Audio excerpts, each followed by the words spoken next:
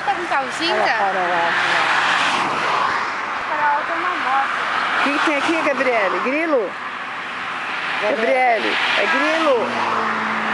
É grilo? Fala aí, mãe. Moço, nós estamos perdidos, moço. O lugar nosso aqui não cresce. A Gabriele tem grilo, pombinha, moça, ela tem medo de pombinha. Ó, a cara da minha filha, tem a piedade dela, ó. Olha o espaço que nós Patricinha, a temos. bolsa dela, ó. Isso aqui vinha pra um lugar chique. Fala sério, hein, mamãe? Olha a casinha bonitinha, verdinha. Vamos mudar pra aí? Ó a casinha bonitinha. Vamos. Gente, sem brincadeira, eu vou estourar. E ela quer mijar, gente. Fala Eu sério. também quero. Olha essa casa que bonitinha, gente.